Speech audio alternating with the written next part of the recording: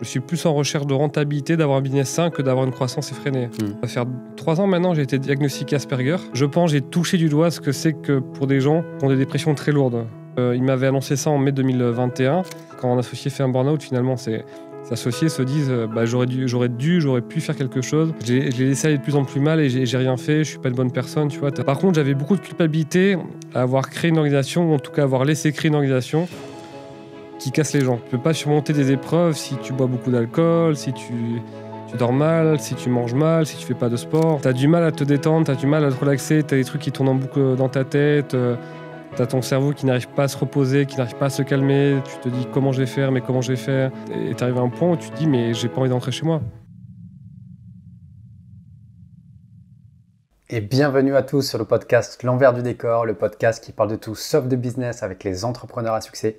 Aujourd'hui, je reçois Benoît Wosztanka, fondateur de la marque Bonne Gueule, qui est une marque de vêtements pour hommes. Si vous suivez un petit peu l'envers du décor, vous savez que la santé mentale est un sujet super important pour moi. Et vous allez voir, cette interview est un peu différente. Benoît n'a pas de problème de santé mentale en soi, mais on va avoir le point de vue d'un gérant de société, d'un fondateur d'une entreprise qui doit gérer des employés qui vivent des burn-out, des problèmes de dépression ou de santé mentale. Benoît nous partage aussi énormément de méthodes pour réussir sur la durée et bien gérer ses émotions en tant que fondateur, en tant qu'entrepreneur. C'est vraiment un épisode que j'ai adoré tourner. Et comme d'habitude, si tu aimes le concept du podcast, je t'invite à t'abonner, à liker, à commenter, à me dire ce que tu penses de cet épisode. Je te dis à la prochaine et je te fais plein de bisous. Ciao, ciao.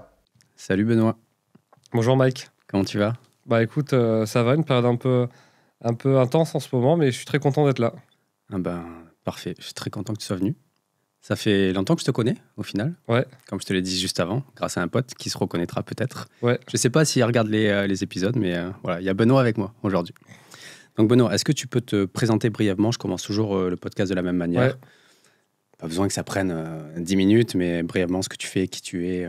Bah, j'ai 36 ans, donc j'ai fondé Bonne Gueule en 2007.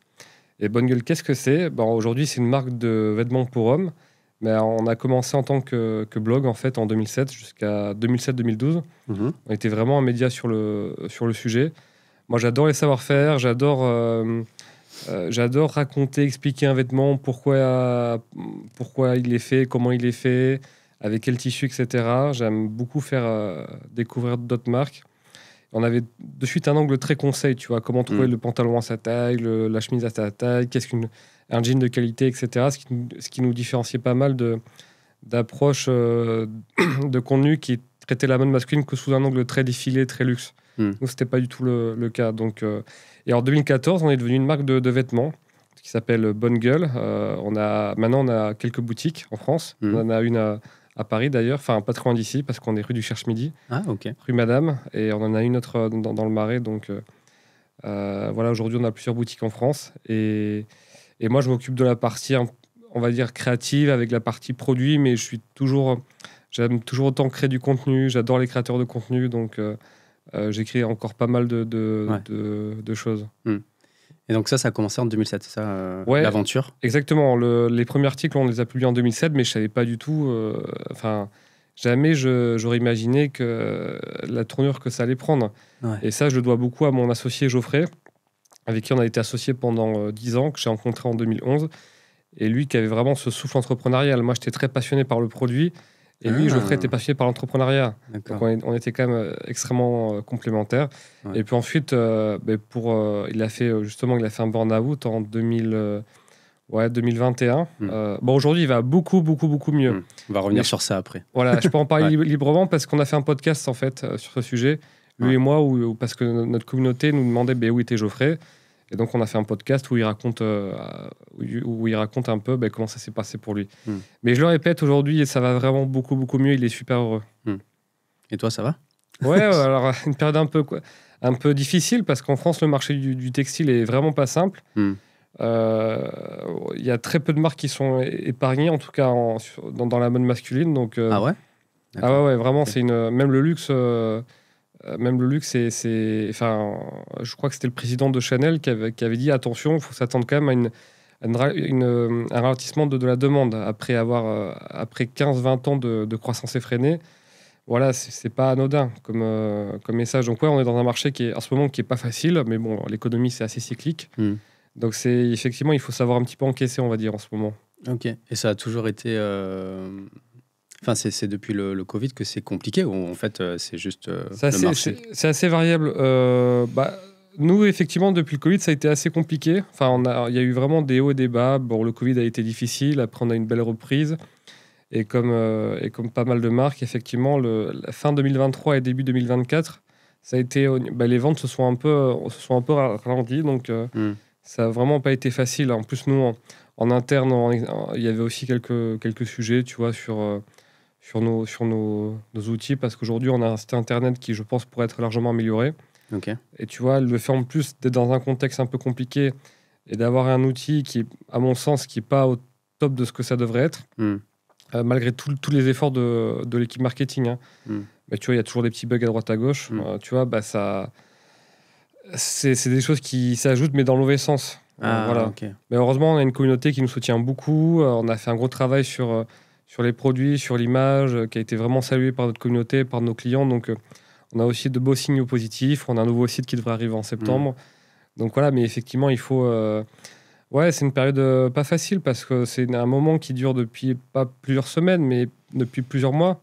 Donc, mais bon, voilà, on est solidaires. Enfin, je parle beaucoup avec d'autres confrères et consoeurs et on se soutient pas mal aussi. Ouais. Parce que là, du coup, de ce que j'avais vu, après, on arrête le business. Oui. Parce que je dis, on parle de tout sauf business. En 2023, c'était 10 millions d'euros de CA, c'est ça que vous avez fait? Hors taxe, non, on était à 9 millions à peu près. Okay. On a une légère décroissance de moins 3%. J'en parle parce que, en fait, chaque année, j'écris un article bilan qui est très apprécié d'ailleurs par notre communauté, où je raconte un peu ce qui s'est passé dans l'année. Et je dévoile le chiffre d'affaires. Enfin, je le dévoile, j'explique combien on a fait, si on a été rentable ou pas. Et effectivement, cette année, 2024, c'est plutôt placé sous le signe de la prudence en termes de dépenses, d'investissement. Et de retrouver justement une rentabilité qu'on avait malheureusement perdue depuis le Covid. Ok. Donc là, c'est toujours sous la construction et très prudent, une approche très malin. On fait très attention à nos investissements. Enfin, j'ai un peu l'impression que c'est un peu comme au tout début, quoi.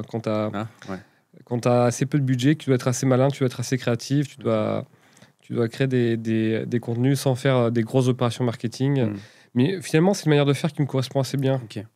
Comme quoi, l'entrepreneuriat, c'est jamais vraiment acquis parce que toi, tu as commencé, ça fait super longtemps que vous êtes là, vous avez vraiment, c'est vrai, je pense, une vraie communauté. Ouais. Tu vois, moi, comme je te disais, je te connais depuis, je crois, 2014 ou 2015, je sais plus. Et je pense qu'il y a encore des gens qui sont là derrière vous, à vous soutenir. Je crois que, attends, si je me souviens bien, si je dis pas de bêtises, j'étais dans une boîte en 2017 ou je sais plus, et je crois qu'il y avait un gros event Bonne Gueule à Bourse en 2017 ou 2018, non? C'est possible, on devait avoir nos bureaux enfin, dans le coin, donc peut-être que tu as atterri, tu as fait une soirée chez nous sans le savoir ou quelque chose comme ça. Ouais, il y avait un gros event et tu sais, parce que moi j'avais plus trop suivi après votre aventure et je me suis dit, ah ok, les mecs ils ont réussi en fait, tu vois. À notre échelle, tu vois. On reste. Trop bien. Ouais, là, 9 millions, ça peut paraître beaucoup, mais pour des entrepreneurs, mais on reste une petite marque de vêtements. Tu vois, quand on fera 20, 30, 40, 50 millions, je me dirais on est une marque établie, mais 9 millions, bon, on n'est pas les plus petits, hein, parce que je connais des collègues, effectivement, qui ont des marques qui font 1, 2, 3 millions d'euros de chiffre d'affaires, où là, ils sont un peu plus petits, mais. Je me rends compte aujourd'hui que le chiffre d'affaires, c'est pas que ça veut rien dire, mais aujourd'hui, je préférais faire moins de chiffre d'affaires et être plus rentable, en fait. Et c'est un peu la trend du marché en ce moment. Donc, je suis plus en recherche de rentabilité, d'avoir un business sain que d'avoir une croissance effrénée. Vous êtes combien là dans la boîte? Là, on est un peu moins d'une cinquantaine à peu près. Ok. Voilà, c'était le petit moment business de Benoît. Yes, Benoît, est-ce que tu peux du coup me dire où tu es né et dans quel type d'environnement? Et on va continuer comme ça. Petit aparté, je voudrais juste te dire que les studios que tu es en train de voir là actuellement, de l'envers du décor, sont désormais disponibles au public. Je te mets le lien en description où tu pourras voir un petit peu tout le descriptif du studio. Je te dis à la prochaine. Ouais, je suis né à Annecy, donc en Haute-Savoie, mais j'y suis resté que 6 mois. Donc j'ai aucun souvenir de ce moment-là. Et après, en fait, ma mère est basque, donc j'ai grandi jusqu'à mes 7 ans au Pays Basque. Donc, voilà ce que j'aime dire, une enfance paisible et ensoleillée, on va dire. Voilà, on habitait un peu à la campagne, donc Mon père travaille dans la recherche.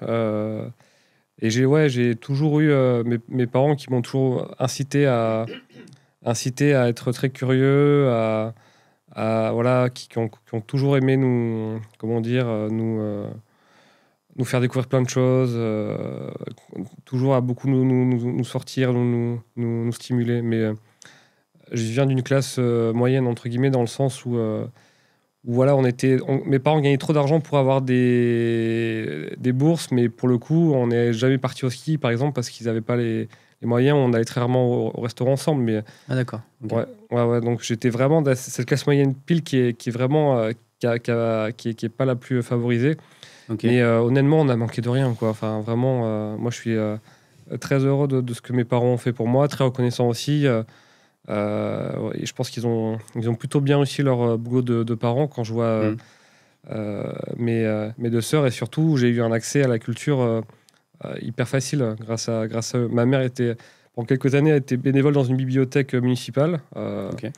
Donc, toujours dans le Pays Basque Non, après on a déménagé près de Poitiers dans un petit village qui s'appelle Lusignan. Okay. Voilà, avec la Fémélusine. Okay. On y est resté 5 ans et après on a déménagé à Tours en 2004. Où là, mes parents, ils sont restés de 2004 à 2018, je crois. Et Tours, c'est une ville à laquelle je suis extrêmement attaché. Où là, par contre, on était en ville, quoi. Et j'ai beaucoup aimé le fait de passer mon adolescence en ville. C'était beaucoup plus facile pour voir ses potes. Enfin, vraiment, ça m'a beaucoup plu. Et je suis d'ailleurs très content d'avoir eu mon enfance, entre guillemets, ma petite enfance en campagne et mon adolescence en ville. Okay. Donc, voilà comment j'ai grandi, donc une scolarité assez classique, élève correct sans plus non plus. Voilà, je fais pas partie de ces personnes qui ont détesté l'école ou j'ai beaucoup aimé mes années collège, mes années lycée. J'avais plein de copains. Enfin, c'était vraiment des beaux souvenirs. J'avais beaucoup aimé mes études aussi après. Okay. Donc j'ai fait un DUT technique de commercialisation à Tours pendant 2 ans. Et après, j'ai fait une école. C'est quoi ça ? C'est une formation en 2 ans commerciale, en fait. C'est comme une mini-école de commerce sur 2 ans. Et après, j'ai fait une école de commerce orientée télécom en 2008. Alors aujourd'hui, elle a encore changé de nom, mais ça va être Business... Attends, c'est Sud Télécom Business School, un truc comme ça.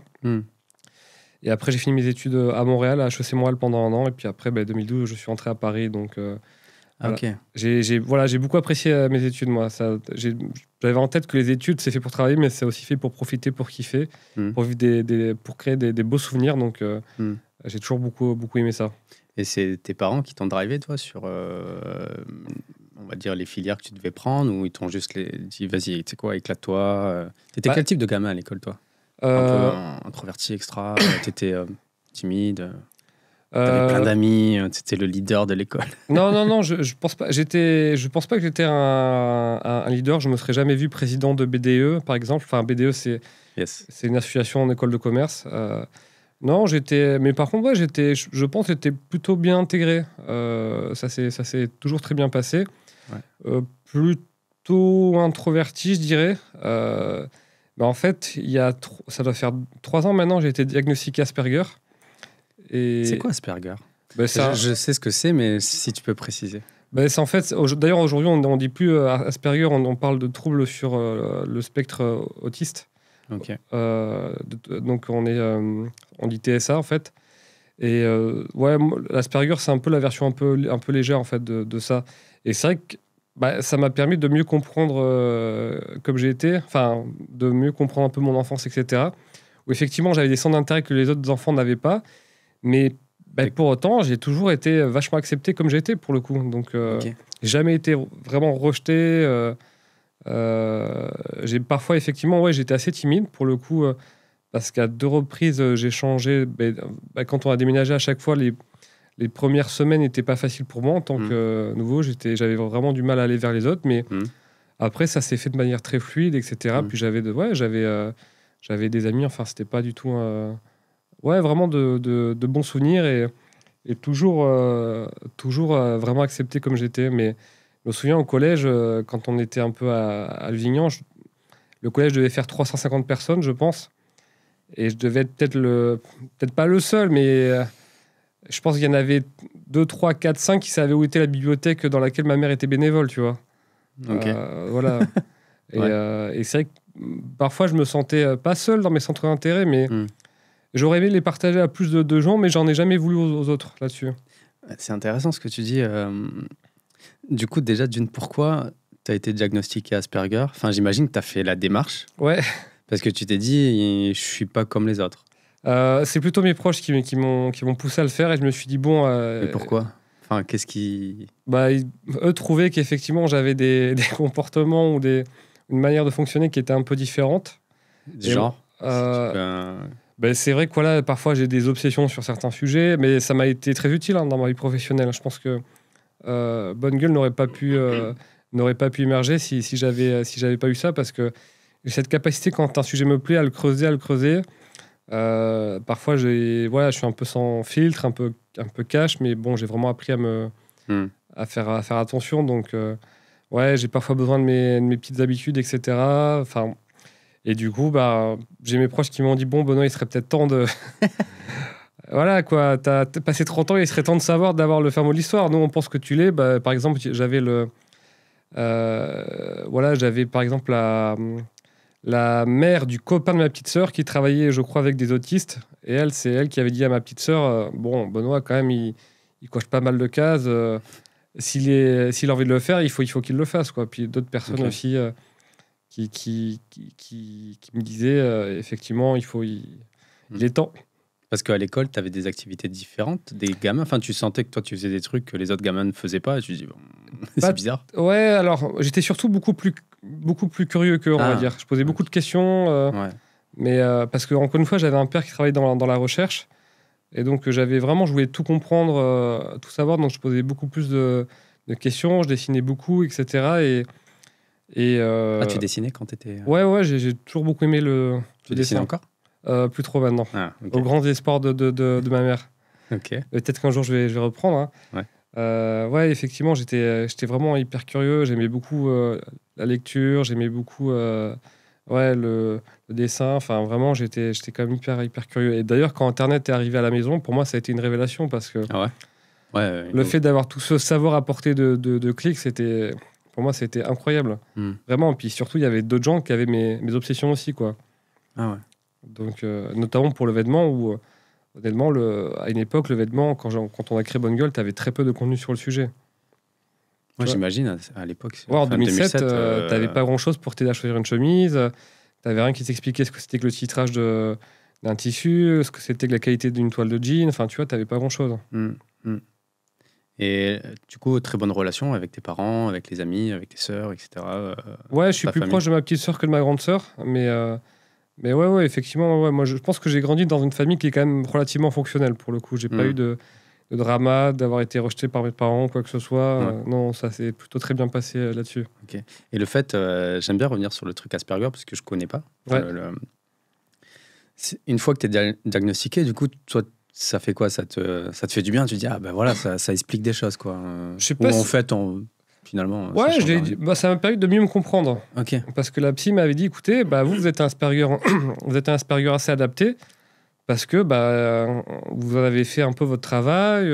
Moi, je vous sens bien, donc j'ai pas grand-chose à vous recommander, à vous conseiller. Et puis, de toute façon, vous avez quand même la capacité de chercher de l'info, de la creuser et de trouver ce qui est le mieux pour vous. Donc, allez-y, quoi, faites-vous plaisir. Donc, ça m'a permis un peu de mieux comprendre, de mieux me comprendre, de mieux comprendre mes points forts, mais aussi mes failles, tu vois, et de mieux comprendre pourquoi, par exemple, il y avait des choses qui pouvaient vraiment m'épuiser ou ce genre de choses. Donc, ça a été...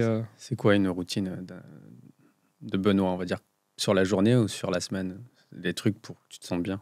Je sais pas s'il y a des spécificités, excuse-moi, je t'ai coupé, s'il y a des spécificités Asperger, enfin... tous les Asperger font à chaque fois ou... Non, on est tous assez différents. On a tous des routines un peu différentes. Mais c'est vrai que moi, en ce moment, effectivement, je passe de plus en plus de week-ends... avant, le week-end, j'aimais beaucoup sortir, voir plein de gens, et là, c'est de moins en moins le cas. J'aime bien vraiment passer l'essentiel de mon week-end seul, voir un ou deux copains le samedi soir, mais voilà, j'ai plus du tout... Et comme mon planning est un peu bouleversé, alors que j'avais prévu d'aller au sport ou ce genre de choses, c'est un truc qui me tend un peu, quoi. J'aime bien... La routine. Ouais. En ce moment, oui. Ouais. Mais je pense que dans des moments d'adversité qu'on traverse en ce moment, il faut se raccrocher à des choses, à des choses qui sont familières, c'est pas forcément... En tout cas, pour moi, c'est pas forcément le moment de mettre de l'imprévisible et de l'inconnu. Clairement. Puis il y a l'âge aussi, j'imagine. Ouais, effectivement. Ouais. Effectivement, ouais, j'aspire un peu à autre chose qu'à avoir une vie trépidante, que j'ai eue d'ailleurs, quand je suis arrivé à Paris en 2012. J'ai vraiment bien profité de Paris pour le coup. Ah, donc du coup, là, ça fait une parfaite transition. Donc tu me dis que tu as fait collège, lycée, puis après tu fais un DUT. Ouais, exactement. Et ensuite, tu fais une école de commerce. Tout à fait. Ok. HEC, du coup. Alors, une école de commerce... T'étais toujours à Tours à ce moment-là ? Non, c'était à Évry, dans le 91. Ah, t'es quand même monté, du coup, de Tours en 2008. Ouais, et j'étais super content de me rapprocher de Paris, en fait, parce que moi, à l'époque, j'avais commencé Bonne Gueule depuis 1 an. Moi qui mets le vêtement, tu vois, il y avait toutes les boutiques que j'avais envie de voir, etc. Donc, Attends, mais donc en 2017, tu lances un blog. En 2007. J'ai dit 2017 ? Ouais. Excuse-moi. En 2007, tu lances le blog. Oui, depuis Tours. Depuis Tours, parce que tu es passionné de vêtements. Ouais. Mais ça vient d'où ça ? Enfin, juste parce que depuis tout petit ou quelqu'un dans ta famille qui aime le vêtement ou... Moi, j'ai toujours aimé les savoir-faire, le homemade, le how it's made, tu vois, le comment c'est fabriqué, etc. Ah ouais, ok. Non, alors, dans ma famille, il y a pas beaucoup de personnes entrepreneurs. Ok. Ouais, et mes parents s'habillent... alors, pour le coup, le vêtement, c'est pas un sujet qui les intéresse. Ils s'habillent beaucoup. Bon, là, ils sont au Pays Basque, donc... donc c'est un autre style, quoi. Voilà, exactement, mais c'est pas un sujet qui les intéresse particulièrement, même si je pense qu'aujourd'hui, ma mère doit être capable de reconnaître une toile de jean japonaise, à mon avis. Ah oui, là, c'est très technique, là. Ouais. Non, mais c'est venu assez progressivement, et en fait, j'avais un très bon ami qui s'appelle Baptiste, on est toujours extrêmement potes. Lui qui aimait bien le vêtement. C'était un pote que j'avais rencontré à Tours, et effectivement, il m'avait dit, Benoît, écoute, lui, il adorait faire des sites web. Et c'est lui qui m'avait appelé un jour en disant, Benoît, j'ai déposé un nom de domaine, on va écrire un blog sur le vêtement. Moi, il savait que j'aimais beaucoup écrire, il savait que j'aimais beaucoup le vêtement. C'est vrai que tu écris beaucoup. Hein. Ouais, exactement. Waouh. Voilà. Mais ensuite, on a fait ça en mai 2007. Et en fait, 2 ou 3 mois plus tard, Baptiste allait en prépa. Il m'a dit, écoute, Benoît, moi, j'ai vraiment plus le temps. Donc, je te laisse le bébé. Donc, je cite Baptiste parce que sans Baptiste, il n'y aurait jamais eu Bonne Gueule. Ah, c'est rigolo. Voilà, mais il est resté que 3 mois parce qu'après, il voulait préparer bien sa prépa, etc. Mais c'est toujours un de mes meilleurs amis. Ah ouais. Vous discutez toujours Ouais, bien sûr. J'étais témoin à son mariage. Ah oui. Ouais, on se voit encore régulièrement. Ouais, il a très très bien réussi aussi. Ok. Baptiste, il est dans une phase où il fait beaucoup d'immobilier, mais ouais, c'est quelqu'un c'est un vrai businessman. Ok, mais pas dans le vêtement du tout, quoi. Non, pas du tout. Non, il aime bien. De temps en temps, il achète un ou 2 vêtements chez nous, mais ouais, non, aujourd'hui, il a pris une direction totalement différente. On était en école de commerce ensemble, d'ailleurs. Ah, ok. Ouais. Et donc, du coup, donc tu lances le blog, et en 2008, tu vas dans le 91. Tu voulais te rapprocher de Paris, et il y avait des raisons. En fait, je dois à Baptiste. Moi, je savais pas trop ce que je voulais faire de ma vie, et Baptiste m'a dit, écoute, Benoît, il y a telle école de commerce qui est bien, vas-y, viens, on y va ensemble, ça va être trop cool. J'ai dit, ok. Donc, on a travaillé tous les deux pour être admis dans cette école de commerce. Et Montréal, ça a été pareil. C'est Baptiste, à un moment, qui me dit, je crois que j'étais en stage, en année de césure. Ouais. Il me dit, Benoît, t'es au courant, il faut qu'on aille à l'étranger parce qu'il faut qu'on valide nos crédits, donc il faut qu'on ait une expérience à l'étranger. Je dis, ah bon ? J'avais complètement oublié ce truc. Il m'a dit, ouais, mais t'inquiète et tout, j'ai repéré je sais, on va aller à HEC Montréal. J'ai tout regardé, ça a l'air trop bien. On va trop kiffer, ça a l'air hyper intéressant. Viens, on y va. Et donc, on a chacun travaillé pour être admis à HEC Montréal de notre côté. Okay. On a tous les deux été admis à HEC Montréal. On habitait 1 an à Montréal. Enfin, c'était vraiment génial. Mais ouais, mes études, en fait, mon choix d'études a été fait parce que j'ai suivi mon pote. Ah, ok. Voilà, c'est assez marrant. Mais, parce que toi, tu savais pas trop. Aucune idée. Ouais, moi, je savais pas du tout ce que j'allais faire de ma vie. Mon père, qui était chercheur, m'avait dit, Benoît, ne va pas dans la recherche parce qu'il y a pas d'argent, quoi. Il était en plus dans la recherche publique. Donc c'est une réalité, ça. Oui, Enfin, on complètement. l'entend souvent, mais c'est vrai, quoi. Ouais, il n'y a pas de budget, donc on n'y va pas. Et ma mère, elle avait été fonctionnaire toute sa vie. Elle avait travaillé dans une mairie et un peu avec mon père aussi. Donc, tu vois, il n'y avait pas de... Et moi, je m'étais dit, une formation commerciale, ça me permettra d'avoir un vaste... je pense que... Mais dans la tête de mes parents, j'aurais pu être ingénieur, mais j'étais trop mauvais en maths pour y arriver. Donc, Parce que tu as fait télécom, c'est assez tech, ça, quand même. Ben, c'est une école de commerce avec... En fait, c'est un campus où tu as une école de commerce, c'est une école d'ingénieur. Donc, c'est une école de commerce assez orientée télécom. Ben, souvent, la plupart finissent consultants pour des boîtes de conseil IT ou ce genre de choses. Mais c'est pas un sujet qui m'a beaucoup intéressé, je vais pas te mentir. Donc, en fait, tu es allé en école de commerce sans trop savoir si après, tu allais avoir un métier. Enfin, tu savais même pas ce que tu voulais faire. Pas du tout ce que j'allais faire de ma vie. Mais vraiment, c'était un truc... J'avais aucune idée de ce que j'allais faire de ma vie quand je suis entré en école de commerce. J'y suis entré pour suivre Baptiste. Et pour le coup, on a vraiment bien kiffé, on a bien profité. C'était vraiment... ça a été 2 années vraiment fabuleuses. Et c'est vrai que Bonne Gueule me plaisait bien. Et en 2010, c'est là où on me pose un pacemaker, parce que j'avais une maladie cardiaque héréditaire. On m'en pose un à titre préventif. Mais je me suis dit... Qui vient de... Parce que t'as pas eu de problème particulier, c'est juste en préventif vraiment. J'ai fait un malaise dans un restaurant avec mon manager quand j'étais stagiaire. Donc j'ai fait un malaise et à titre préventif, ils m'ont posé un pacemaker. Et je me suis dit, ça fait quand même un choc, tu vois, quand c'est en 2010. C'est grave, ça fait. D'avoir même un corps étranger sous la peau que tu sens. Les gens se rendent pas forcément compte de ce que c'est. Et à ce moment-là, tu vois, je lisais beaucoup Olivier Roland ou ce genre de choses, ce genre de personnes qui apprenaient aux gens à créer un blog, à le monétiser, à créer une communauté, etc. Et très tôt, tu t'es intéressé à l'entrepreneuriat sans même trop savoir que c'était de l'entrepreneuriat.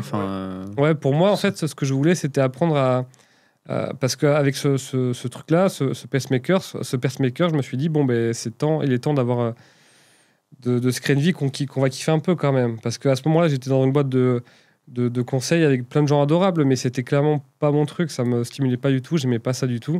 Ah, t'as quand même eu un... Ouais, j'ai fait une année de césure, et donc je me suis dit, bon, ben, et on va essayer de voir où est-ce qu'on peut amener Bonne Gueule. À l'époque, le blog marchait bien, et c'est pour ça qu'on a commencé à le monétiser en 2011 avec Geoffrey en vendant un e-book, en fait, un PDF de 100 pages qui coûtait 27 €, qui a très bien marché.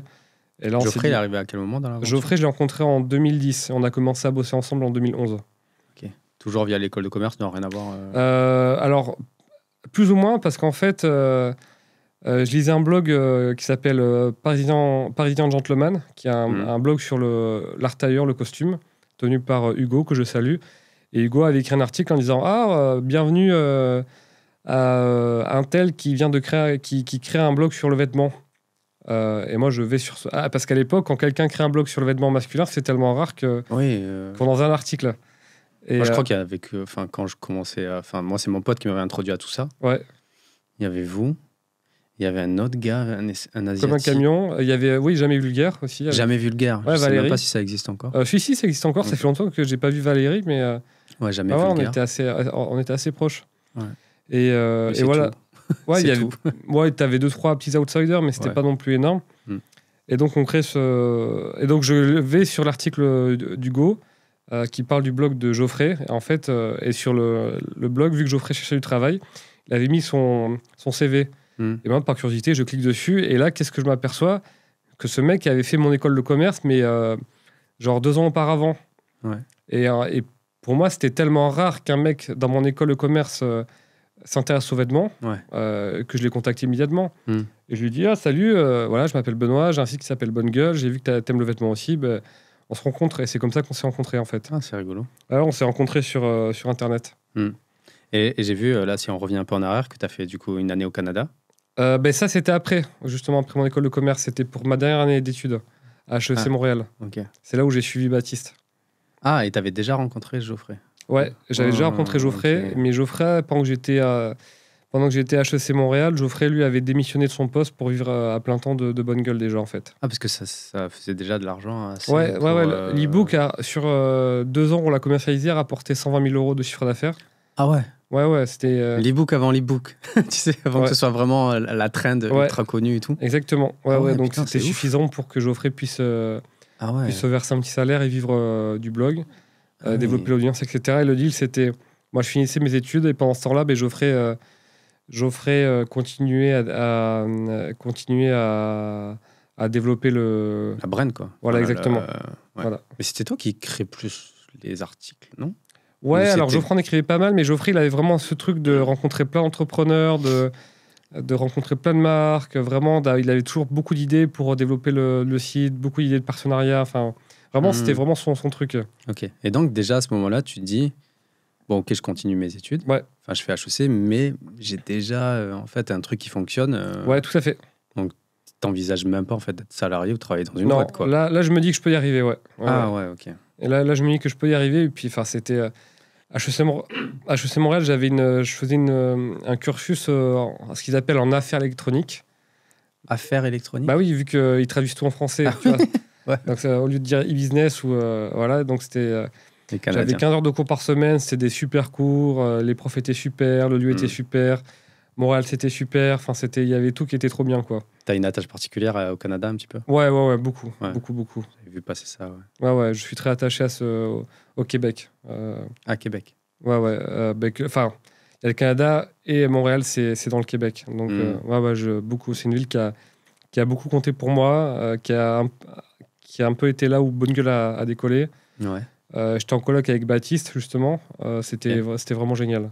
J'ai vraiment adoré cette année, et effectivement. Et Bonne Gueule, mes parents m'aidaient financièrement. Merci beaucoup à eux. Et, Même si Bonne Gueule faisait déjà de l'argent, ou c'est Geoffrey qui reprenait? Ouais, c'est Geoffrey qui... Mais de temps en temps, on se servait un petit complément, on va dire. Mais effectivement, le gros du chiffre d'affaires allait pour le salaire de Geoffrey, ce qui était totalement normal. Vous étiez que deux à ce moment-là? Ouais, on était que deux. Moi, je pense que c'est un peu après où je vous ai découvert. C'était 2012, on a pris nos bureaux en novembre 2012, en fait, dans le Sentier à Paris. Ah oui. Moi, je crois que plus tard, en 2014. Ouais, donc un peu après. Donc, tu finis ton année. Voilà. Et il se passe quoi alors après? Je finis mon année en avril 2012. Après, avec Geoffrey et Baptiste, on décide, parce que Geoffrey est venu nous rendre visite, on décide de faire un road trip de 3 semaines aux États-Unis. Et tout ça, on a fait plein d'articles sur ce road trip. On était allé chez Levi's.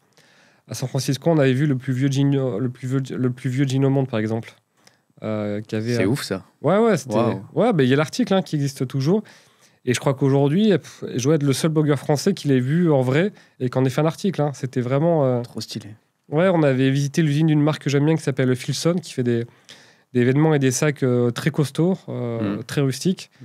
Et je crois qu'aujourd'hui, le seul article en français qui existe sur l'usine, c'est moi qui l'ai écrit, tu vois. Et ça, je suis super fier de créer un contenu en français, en tout cas, où il y a que moi qui l'ai fait, quoi. J'ai vraiment l'impression de vraiment contribuer. Et donc, ça dure pendant 3 semaines. C'était absolument incroyable, génial. J'ai vraiment adoré ça. Ouais. Et après, donc, je rentre début juin 2012. Pendant 3-4 mois, je n'arrive pas à trouver d'appartement. Enfin, pas dans le sens où je ne cherchais pas, mais j'avais du mal à me dire, ça y est, maintenant, il faut que je me pose. Donc... C'était pas dur le retour? Si, c'est violent quand même. C'était très très dur. Revenir en France, c'est dur, je trouve, à chaque fois, quand tu es dans un pays comme le Canada, le Japon, peu importe. Ouais, je me souviens, pique, je suis rentré en France, après je suis rentré à Paris pour travailler avec Geoffrey. Le premier jour où j'étais dans le métro, je me suis dit, mais qu'est-ce que je fous là, quoi, vraiment. Parce que Montréal, il y a une telle douceur de vivre, il y a une telle allégresse, tout est plus cool, plus simple. Ouais. Et ça a été pas facile du tout.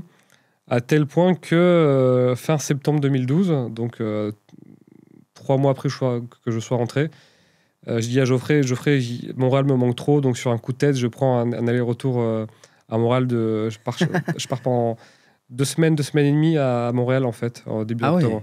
Ouais, parce que j'étais... et je ne regrette pas de l'avoir fait parce qu'on était que tous les deux, donc on pouvait faire ce genre de choses. Aujourd'hui, vu l'équipe qu'on a, ça serait compliqué sur un coup de tête de partir 2 semaines comme ça, quoi. Mais ça s'est joué. Enfin, tu vois, j'ai pris les billets pour la semaine d'après. Ouais. Voilà, et je me suis dit, après, on ne pourra plus le faire parce qu'on va avoir un bureau, on va avoir des stagiaires, etc. Donc, Donc voilà, j'avais fait ça et je me suis rendu compte à quel point Montréal était une ville que j'aimais beaucoup. Et donc, on prend nos bureaux en novembre 2012. Là, on prend chacun un stagiaire, Geoffrey et moi, et puis après, bah voilà, c'est parti. Et pourquoi vous décidez de prendre un bureau? Enfin, là, vous prenez un bureau, toi et Geoffrey. C'était quoi la vision? Vous saviez là que vous allez faire des showrooms, etc. et tout, ou bof? Non, pas du tout, mais Geoffrey, on avait commencé à faire des collaborations avec des marques, en fait, en 2012. Okay. C'est-à-dire qu'on était très appréciés des marques, parce qu'on parlait d'elles sur le blog et on faisait pas d'articles sponsorisés. Donc, on parlait d'elle gratuitement et moi, à chaque fois, j'essayais de faire vraiment le meilleur article possible sur la marque en question. Okay. Tu vois, vraiment, je voulais délivrer beaucoup de valeur, quoi. Je voulais que mon audience comprenne bien la marque, etc. Et donc, ça a été très facile de les approcher pour faire des collabs avec elles. Et c'est là où on s'est aperçu qu'on avait un potentiel pour vendre du produit physique. Voilà, parce qu'on a fait des jeans, on a fait des chemises, etc. Et Geoffrey, lui, il avait ce truc de dire, bon, ben... on va aller plus loin que des collaborations, on va créer notre propre marque. Et c'est comme ça qu'effectivement... Donc Geoffrey, lui, par contre, moi, j'aimais bien cette identité de blogueur un peu très indépendant, etc. Mais Geoffrey, lui, il aimait bien cette identité de l'entrepreneur qui a des bureaux, qui a des équipes, qui a développé plein de choses. Et objectivement, il avait entièrement raison, vraiment. Et c'est pour ça que je l'ai suivi, parce que j'avais une certaine aversion au risque, mais je pense qu'à l'époque, j'en avais déjà un petit peu conscience. Donc, quand Geoffrey voulait faire des moves, j'étais pas toujours chaud, mais je me disais, attention, c'est une partie de moi qui n'aime pas le risque qui parle. Et à un moment... T'arrivais déjà à faire une introspection comme ça à l'époque? Ouais, exactement. T'avais quel âge? Bah là, j'avais... c'était il y a 12 ans, mais j'avais 26 ans. Attends, non, j'avais 24 ans. J'avais cette conscience-là en disant, attention, il faut que je me méfie de moi-même parce que je n'aime pas le risque et ça peut nous pousser à être sous-ambitieux. Alors que Geoffrey, lui, il n'avait pas du tout ça pour le coup. Il voulait développer, il voulait créer, il voulait construire. Donc, c'est pour ça que je faisais confiance à Geoffrey aussi. Et que je me fiais pas, moi, pour ça. Mais finalement, c'est rigolo. Enfin, c'est rigolo. C'est pas rigolo du tout. Ces deux profils-là, donc plus Geoffrey, un peu Startup Nation. Exactement, Geoffrey, voilà. Pour lui, Bonne Gueule était une startup. Voilà, rencontrer beaucoup d'entrepreneurs et du coup, j'imagine faire de l'argent aussi, avoir des équipes et grossir. C'est l'inverse de toi, qui est le blogueur indépendant, qui justement, t'as voulu repartir au Canada parce que tu te sentais mieux. Et comme tu as dit, là, tu as donné l'exemple parfait. Tu as dit, par exemple, aujourd'hui, je peux pas. Non, je peux plus. Tu vois, et on revient un petit peu sur le sujet d'avant, où en fait, quand tu commences à grossir, tu fais beaucoup de CA, t'es peut-être pas profitable. Est-ce que c'est pas mieux d'être plus petit, être plus rentable, et du coup, avoir moins de pression, tu vois? C'est un vrai sujet dont on parle avec Alexandre Dana en ce moment, qui est un de mes amis proches. Aujourd'hui, je pense qu'honnêtement... Aujourd'hui, peut-être pas aujourd'hui parce que le contexte est pas simple et je pense que les équipes ont besoin que je sois vraiment présent tout le temps. Mais je pense qu'un jour, par exemple, moi j'adore Tokyo comme ville. C'est vraiment une ville qui m'a beaucoup marqué et j'adorerais expérimenter cette ville, mais pas en la visitant, en vivant un peu dedans. Donc, j'adorerais vivre 1 ou 2 mois là-bas. Juste vraiment pour... quand t'aimes le vêtement masculin, Tokyo, c'est un peu c'est la vraie capitale de la mode, quoi. C'est incroyable. Ah ouais? Les boutiques... Je suis allé 3 fois, mais je connais pas bien les vêtements et tout. Je savais pas qui c'était. Ah non, c'est incroyable. Ah ouais? Ouais, vraiment, c'est la ville... pour tout passionné de vêtements masculins, c'est une destination à faire au moins une fois. Avec un usage de l'avion très modéré, bien sûr. Mais c'est pour ça qu'il faut le faire une fois, mais pas beaucoup plus. Mais en tout cas, moi, j'aimerais beaucoup y habiter un mois ou 2. Et je pense qu'effectivement, avec mes équipes, c'est quelque chose qui pourrait s'organiser et qui pourrait s'anticiper en choisissant bien la période. Parce que on a une industrie avec ses cycles, donc ça pourrait se faire, mais ça pourrait beaucoup s'organiser. En 2017, j'étais parti 3 semaines en Mongolie avec 2 potes. Et ça s'était très bien passé. Et Geoffrey, d'ailleurs, lui, avait fait... il avait fait quoi? Il avait fait Paris-Istanbul à vélo. Je ne sais plus combien de temps ça lui avait pris. Un bon mois, à mon avis. Et ça s'était très bien passé. Il avait fait aussi le chemin de Jacques de Compostelle à vélo aussi. Mais tout ça, il a écrit quelques articles.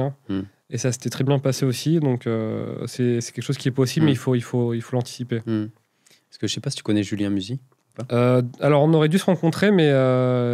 Ça s'est jamais fait, mais on a quelques potes en commun. Si je me trompe pas, tu vois, lui, c'est par exemple un gars qui avait fait, je crois, 10 millions d'euros de CA en 4 ans, tu vois, en partant de zéro, avec des équipes qui grossissent, etc. Il s'est dit, moi, mon rêve, en fait, c'est de passer à 3 millions d'euros de CA par an et avoir moins d'équipes et moins de pression.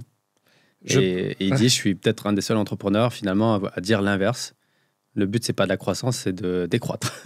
Tu vois, parce que tu rentres dans une espèce de tourbillon horrible, quoi. Ouais, mais je pense qu'il n'aurait pas eu ce recul-là s'il n'avait pas fait ces 10 millions. Forcément. Voilà, et tu vois, je pense qu'effectivement, quand tu as un succès financier, quand tu es, entre guillemets, quand tu es à l'abri, quand tu sais ce que c'est de gagner beaucoup d'argent, effectivement, je pense que là, tu peux dire plus sereinement, voilà, je peux décroître et ça ne me pose aucun problème. Mais je pense qu'il faut avoir cette période, il faut connaître ce truc où tu as une grosse croissance avec pas mal de choses à gérer pour te dire finalement, bon, ben, c'est peut-être pas là où je veux continuer.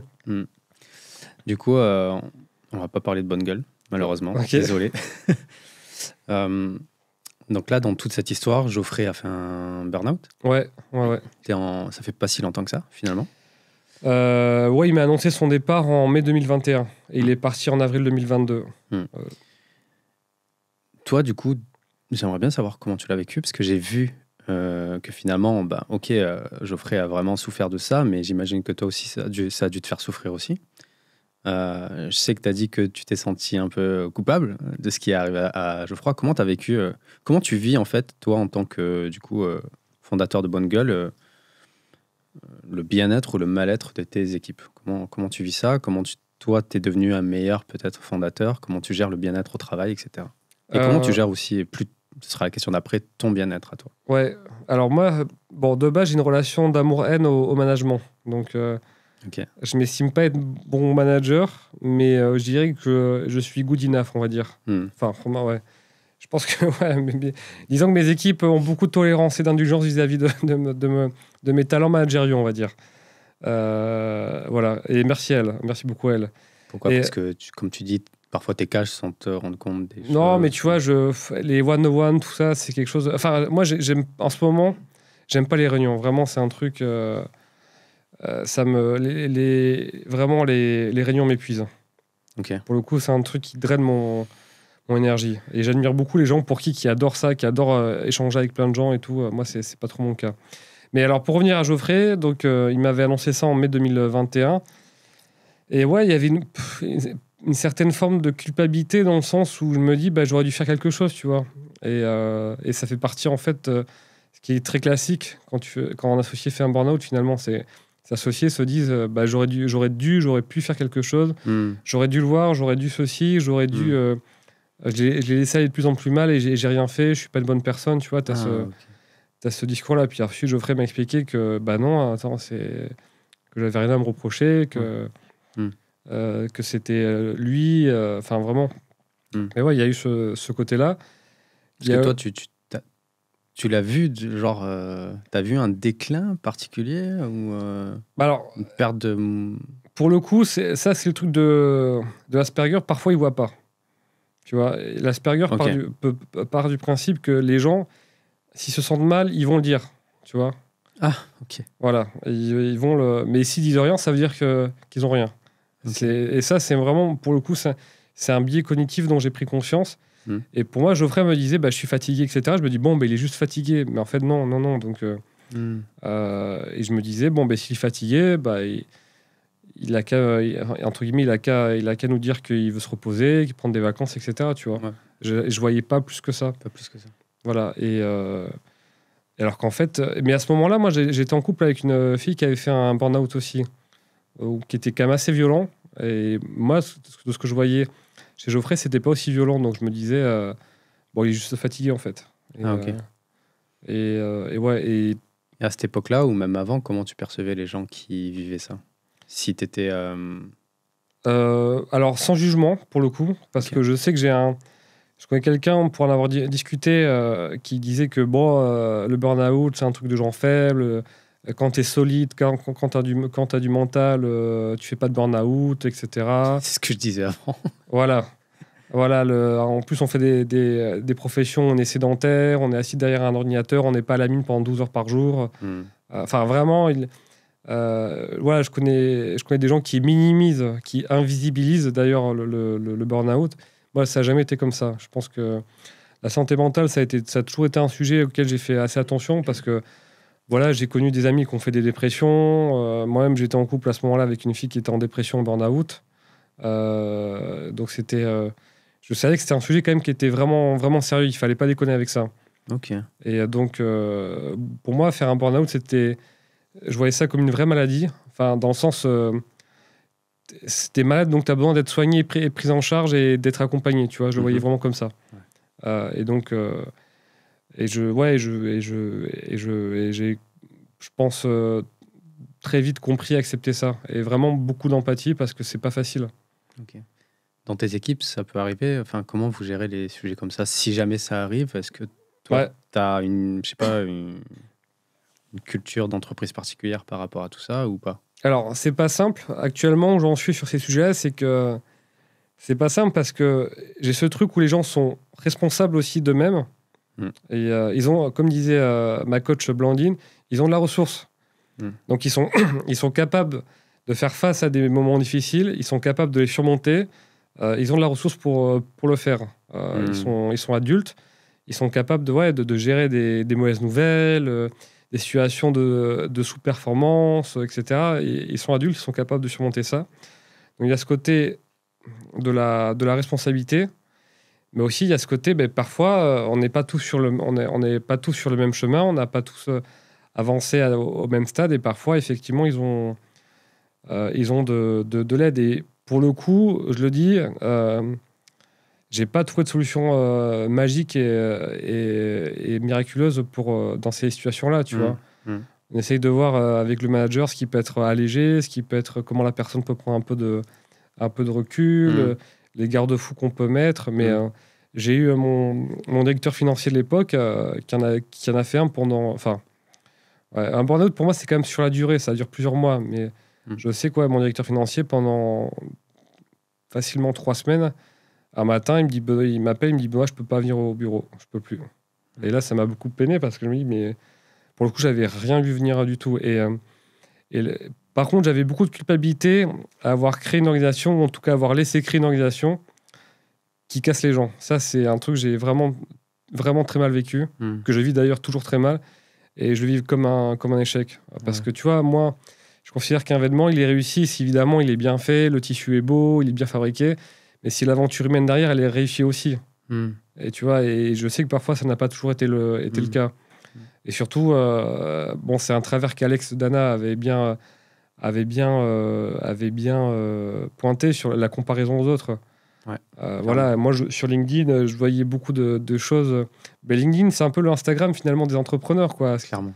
C'est-à-dire, il y a beaucoup de... C'est un filtre qui défend complètement la réalité, où tu as l'impression que tu entouré d'entrepreneurs qui ont des boîtes qui marchent toutes super bien, qui font tout trop bien, que tout le monde est super heureux dans leur boîte. Et moi, je me disais, mais que moi, je suis nul parce que j'arrive pas à ça. Parfois, il y a des gens dans l'entreprise qui ont pu aller mal, etc. Et je me suis aperçu aussi, quand tu as quelqu'un qui va mal en entreprise, comme on discutait avant l'interview, c'est... L'entreprise a sa part de responsabilité, mais pas que finalement. Il y a aussi des éléments extérieurs auxquels tu peux rien faire. Clairement. Que d'ailleurs, c'est pas ton rôle, qui agissent aussi. Donc, Et le burn-out, c'est pas que le travail au final. Tu viens de le dire, mais clairement. Effectivement, c'est pas que le travail. C'est pas que le travail. Et je pense que tu as des gens qui ont un rapport à la responsabilité, ou parfois qui veulent tout mettre sur le dos du travail. Et là, tu peux rien faire, entre guillemets. Tu as juste à les écouter, à écouter leurs besoins. Moi, je pense qu'effectivement, mon rôle dans ces moments-là, c'est faire émerger les besoins et les demandes qui en découlent. Tu vois, concrètement, ça va pas, de quoi tu as besoin, quelle est ta demande, qu'est-ce que tu veux faire, qu'est-ce que tu ne veux plus faire. Enfin, tu vois, d'être dans une posture hyper à l'écoute, mais parfois, la personne ne le sait pas elle-même. Voilà. Et c'est vrai qu'en France, dans ces situations-là, je pense que le salarié est quand même plutôt bien protégé. Tu vois, il y a des arrêts maladie, il y a des RTT, enfin, il y a plein de choses qu'on peut faire quand un salarié va pas très bien. Mais c'est vrai que, Ouais, c'est assez difficile pour moi de voir les signes. Parce que j'ai ce côté, la personne, si elle va mal, elle va venir me le dire. Et ça marche pas du tout comme ça. Ok. Et toi, du coup, parce qu'on en a parlé juste avant, tu vois, tu as commencé en 2007. Ouais. Tu es toujours là. Et tu me disais, j'ai vu plein de potes, j'ai vu plein de personnes autour de moi faire des burn-out. Ouais. Mais toi, tu n'en as pas fait. Non, mais je pense que je l'ai frôlé à quelques reprises. Ouais. Déjà, je voulais te demander, c'était quoi les clés, tu penses, qui te permettent d'être aussi stable, tu vois, de tenir en fait dans l'adversité. Même si j'avais creusé et je me suis dit, il y a un truc que j'ai noté que tu fais, qui te représente, c'est que tu as plusieurs activités en dehors de Bonne Gueule. Ouais. Et je sais que Geoffrey, par exemple, dans votre interview, disait que parfois on va attacher notre identité au travail. Et du coup, le travail, c'est tout ce qui compte. Et si ça foire, après, il y a tout qui craque. Et toi, j'ai vu que tu disais que tu étais explorateur, que tu aimais la musique aussi, que tu faisais beaucoup de randonnées. Tu parles de l'alter ego effect, c'est ça? Ouais, ça, effectivement. Ouais. Et du coup, est-ce que tu penses que ça... Enfin, j'imagine que ça aide beaucoup à trouver une stabilité. Ouais. C'est pas que Bonne Gueule, tu vois. Il y a plein de choses, effectivement, parce que les 2 dernières années ont été assez difficiles. Donc, j'ai pris beaucoup de recul sur la manière de fonctionner. Effectivement, il y a Benoît de Bonne Gueule, mais il y a aussi Benoît tout court. Et je pense que dans le burn-out de Geoffrey, il était finalement plus Geoffrey de Bonne Gueule que Geoffrey tout court. Yes. Et c'est vrai que moi, j'en parlais avec Olivier Roland, qui disait que c'est important d'avoir ce truc à 18h, à 19h, qui te pousse à terminer un email, à fermer ton ordinateur pour aller voir une copine, voir un pote, faire du sport, lire un livre, enfin...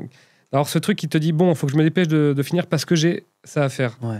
Voilà, donc ça, c'est la première chose. Donc, c'est d'avoir une vie en dehors du travail. Je pense que c'est une clé de dingue que plein de personnes ignorent. Exactement. C'est ultra important. Ouais, parce que quand tu es entrepreneur, la liste de tâches, elle est littéralement sans fin. Enfin, vraiment, c'est sans fin. C'est infini, quoi. Donc, si tu mets pas une limite, c'est le travail qui... Ça va tout prendre. Donc, voilà, et je pense que moi aussi, j'ai peut-être un mécanisme de survie où quand je suis éclaté, trop fatigué, je peux plus rien faire, vraiment. Ouais. J'arrive pas je peux pas écrire de mail, j'arrive plus à trouver les phrases, je peux plus rien faire, donc j'arrive juste plus à travailler. Donc tu vois, j'ai pas ce truc qui me pousse à travailler alors que j'ai plus l'énergie pour le faire. Ouais. Quand j'ai plus l'énergie, je peux plus rien faire. Donc, Et tu te dis pas justement aussi, bon là je fais des suppositions, mais genre Bonne Gueule c'est toute ma vie, quoi. Enfin. J'imagine que oui, un peu. C'est une grande partie de ma vie. C'est une grande partie de ta vie. Mais effectivement, il y a ce truc d'avoir autre chose qu'en dehors du... Enfin, il y a un Benoît de Bonne Gueule, mais il y a un Benoît aussi tout court. Il y a un Benoît tout court qui a le droit d'être heureux quand Bonne Gueule va mal. Ça a été... J'ai mis beaucoup de temps à le comprendre. Il y a un Benoît de Bonne Gueule qui a le droit de vivre des moments sympas avec ses proches, qui a le droit de rire, qui a le droit d'explorer plein de choses, même si Bonne Gueule va pas très bien. Tu vois, ou même si Bonne Gueule connaît quelques difficultés. Tu vois, et ça, vraiment, ça a été quelque chose qui a été très très long à comprendre. Bon, il y a tout, effectivement, tout ce que tu mets en place, parce que quand l'adversité augmente, l'hygiène de vie doit augmenter aussi. C'est-à-dire que j'en discutais avec Coco Braque de La Parrière, qui est un peu une amie coach, qui coach des dirigeants. Elle me disait qu'elle considérait que les dirigeants sont comme des athlètes de haut niveau, donc il faut avoir une hygiène de vie qui va avec. Et c'est vrai que tu peux pas surmonter des épreuves si tu bois beaucoup d'alcool, si tu dors mal, si tu manges mal, si tu fais pas de sport. Enfin, tu vois, tu peux rien faire de tout ça, quoi. Tu as évolué sur tout ça, on va dire le Benoît jeune de 25 ans, Bonne Gueule, et là le Benoît d'aujourd'hui. Ouais. Comment tu as évolué en termes de mindset, en termes de... Ben, c'est vrai qu'à 25 ans, il y avait une espèce de truc hyper intense et, entre guillemets, tout allait bien. Tu vois, on était une croissance à pleine balle et tout, et je décompressais beaucoup, je faisais beaucoup la fête à ce moment-là. Tu vois, j'ai adoré sortir avec mes potes. C'était vraiment, c'était vraiment mon truc. Et puis petit à petit, ça a un petit peu évolué, et je me suis aperçu que ça me fatiguait plus qu'autre chose. Enfin, la balance bénéfice-inconvénient a commencé avec l'âge. Clairement. L'âge aidant, voilà, était plus tout la même. Puis notamment, tu aperçois qu'une vie sans alcool, c'est quand même une vie qui est quand même infiniment plus souhaitable. Et d'ailleurs, je dis pas que j'ai arrêté l'alcool, mais quasi l'arrêter, on va dire. Effectivement, ça a été l'une de mes meilleures décisions que j'ai prises au cours de ces dernières années. Vraiment. Et je pense que je suis vraiment pas le seul dans ce cas-là. Et que d'ailleurs, j'ai de plus en plus de potes autour de moi qui décident d'arrêter complètement ou quasi complètement l'alcool. Donc voilà, effectivement, c'est vraiment se préserver physiquement. Et j'ai mis du temps à comprendre que le sport, parce que tu peux dire je fais de l'activité physique, ça va me fatiguer encore plus. Mais pas du tout. En fait, le sport permet de donner plus d'énergie, permet de... Clairement. Enfin, il y a vraiment plein de trucs qui se passent d'un point de vue hormonal qui fait que moi, d'ailleurs, j'ai beaucoup de respect pour des gens qui performent sans faire de sport. Je comprends pas comment ils font, ces personnes-là, sans activité physique. Je sais pas s'il y en a tant que ça, finalement. Je crois qu'à chaque fois que je parle à des entrepreneurs, effectivement, ils font tous un peu d'activité, parce que sinon... Sinon, c'est pas possible. Tu craques, quoi. Tu peux pas. Ouais. Vraiment, c'est impossible. Et Alex, d'ailleurs, est très dans le mouvement, Alexandre Dana. C'est vraiment, ça a été une de ses révélations. On fait pas mal d'activités physiques ensemble, parce qu'Alex ne supporte pas rester... il est hyper actif, il a toujours besoin de bouger, de faire plein de trucs, de vivre beaucoup d'expériences. Donc voilà, il y a eu l'hygiène de vie, il y a eu le fait de se dire qu'il y a un Benoît qui existe, qui a le droit d'être vendeur de bonne gueule. Il y a aussi connaître ses masques à oxygène, tu vois. Ce que je dis, ça paraît hyper bateau, mais je pense que si je vais voir un entrepreneur qui est dans le dur et que je lui dis, mais concrètement, dehors de ton travail, qu'est-ce qui te fait du bien? Qu'est-ce qui te ressource? Je suis pas sûr qu'il ait vraiment une réponse extrêmement claire de ce qui lui fait du bien, quoi. À part me dire, j'aime bien regarder Netflix, etc. Donc, il y a eu vraiment ça. Et j'avais ce truc de me dire que la solution face à des moments d'adversité, elle n'avait pas et elle ne devait pas être alambiquée. Tu vois, notamment, pas besoin d'être un biohacker pour aller mieux. Parce que le problème le petit tacle, tu sais, parce que c'est devenu un peu trendy, c'est pour ça que... Ouais, alors il y a des choses très bien, mais le problème, c'est qu'un biohacker, quand il a pas ses 8 heures de sommeil, tu vois, tout peut s'écrouler pour lui aussi, tu vois. Au contraire, et moi, justement, tu as parlé de randonnée. Moi, la randonnée m'a permis de développer un peu ce côté, cette capacité à, même quand tu es fatigué, même quand tu es sur une grosse montée qui est assez fatigante, ça a développé cette capacité à dire on continue, on fait un pas après l'autre et ça va le faire. Voilà. Le sport aussi. Donc, moi, j'aime bien la musculation aussi. Ça t'apprend aussi à te dépasser, tu vois. À mettre toujours plus lourd. Enfin, tu vois. Moi, j'adore. C'est ma passion. Voilà.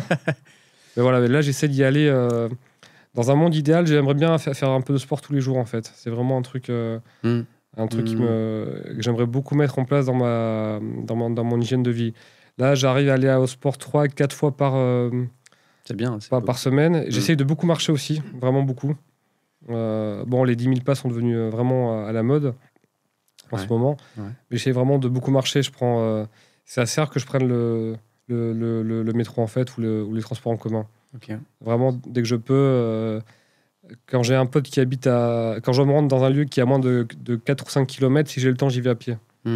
Sachant que toi, en plus, petite parenthèse, dans votre croissance de bonne gueule, toi, c'était quoi ton rapport à l'argent et Geoffrey? J'ai l'impression, vu que tu me disais que Geoffrey, c'est un peu start-up croissance, etc. Est-ce que toi, s'il y avait une approche différente par rapport à la croissance et l'argent, absolument faire du CA, etc.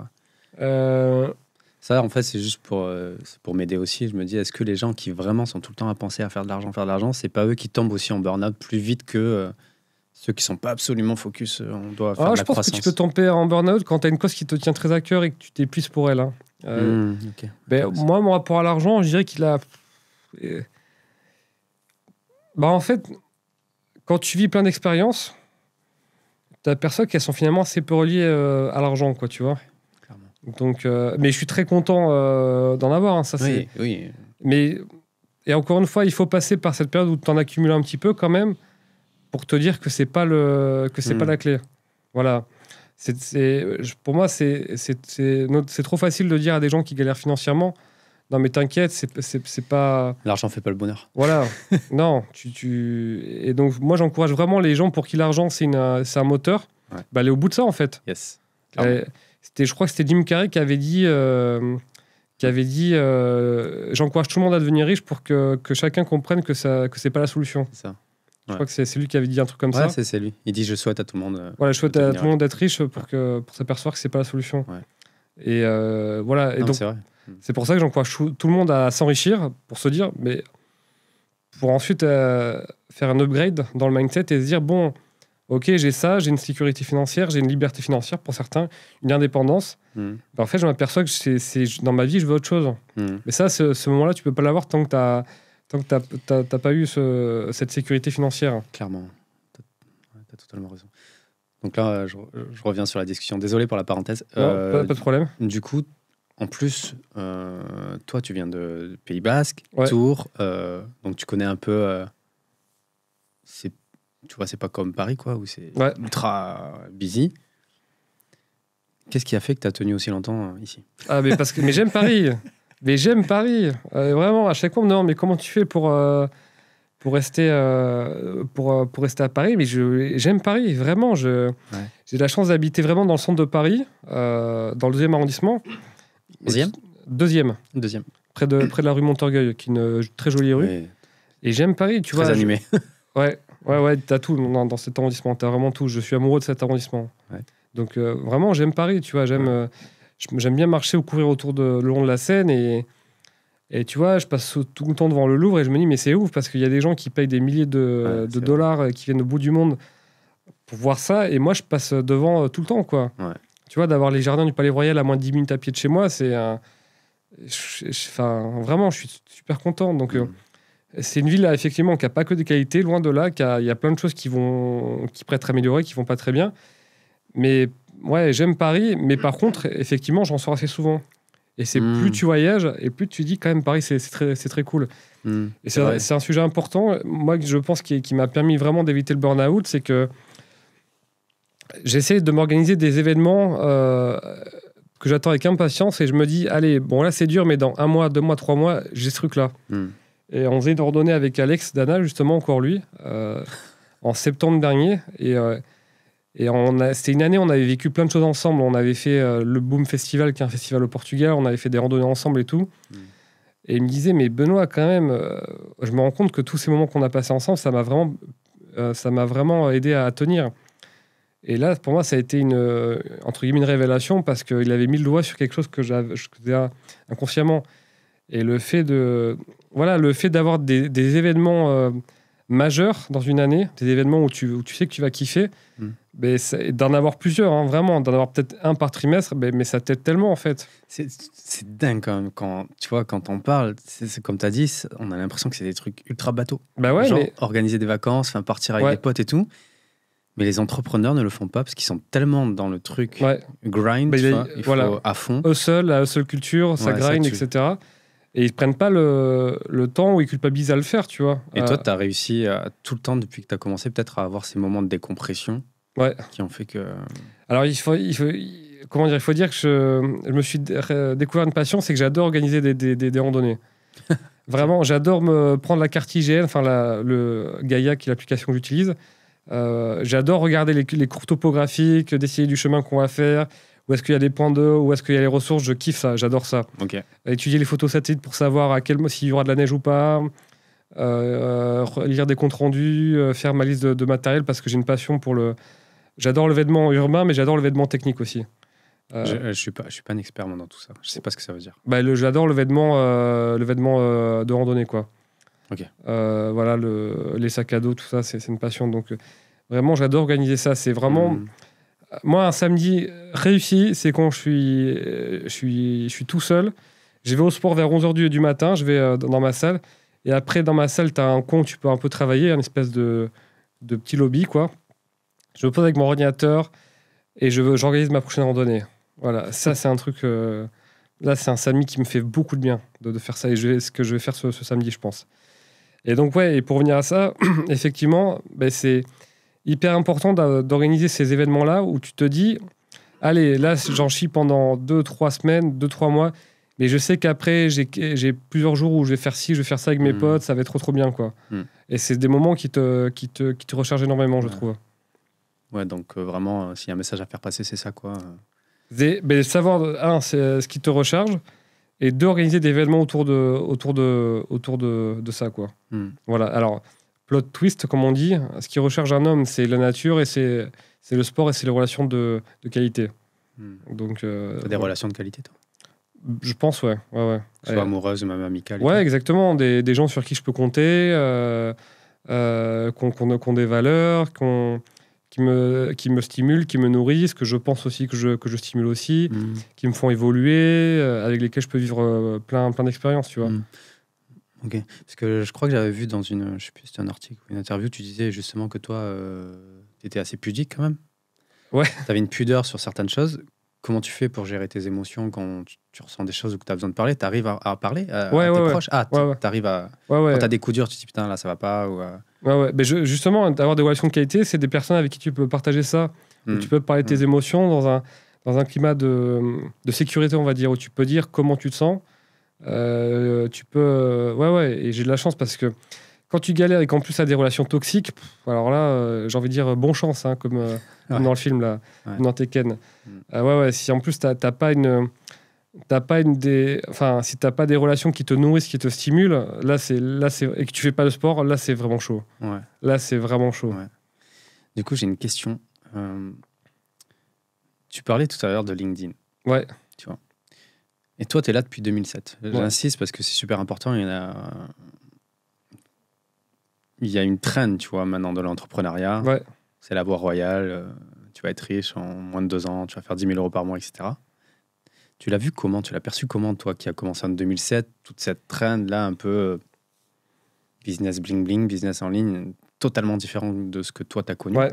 Mais... Comment tu perçois ça? Et tu disais justement aussi, et après je te laisse parler, que toi aussi, tu te comparais. Ouais. T'arrivais à... C'est peut-être inconscient, mais quand tu voyais des gens sur LinkedIn ou peu importe, tu te compares. Alors que ça fait longtemps que tu es là. Comment tu perçois tout ça? Pour ta première question, étonnamment, j'ai vu de manière assez positive dans le sens où, d'une certaine manière, ça pousse les gens aussi à penser autrement, à se dire je peux être indépendant. Le salariat n'est pas qu'une voie par défaut. Et alors vraiment, on est une équipe de 50 personnes, donc le salarié, j'ai rien contre. Et d'ailleurs, dans une certaine mesure, j'envie mes salariés sur certains points parce que clairement. Ils ont du chômage, ils peuvent faire un emprunt immobilier facilement, ils ont des jours de congé, tu vois, il y a aussi plein d'avantages à être salarié.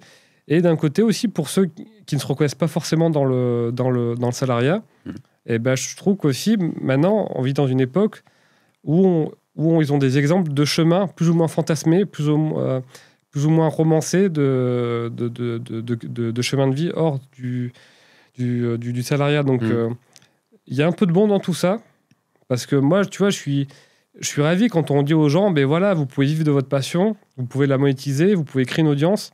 Quand c'est vertueux comme ça, oui. Par contre, si c'est pour vendre un énième business de dropshipping ou ce genre de choses, là, je dis non. Mais donc, c'est pour ça que c'est pas tout noir ou tout blanc. C'est pas j'aime ou j'aime pas. Mon discours, c'est plutôt de se dire, sur certains égards, il y a plein d'aspects positifs. Ouais. Il y a vraiment plein d'aspects positifs. Parce que moi, quand je lisais la semaine de 4 heures en 2008, je me sentais bien seul, tu vois. C'est clair. Sur la notion de lifestyle business qui n'existait quasiment pas en France. Et là, de voir que c'est quelque chose qui se développe, moi, je suis trop content quand il y a quelqu'un qui change de carrière, qui était dans un job qu'il ou qu'elle aimait pas forcément, et qui change du tout au tout et qui vit de sa passion. Donc, je trouve ça vraiment bien pour le coup. Ouais.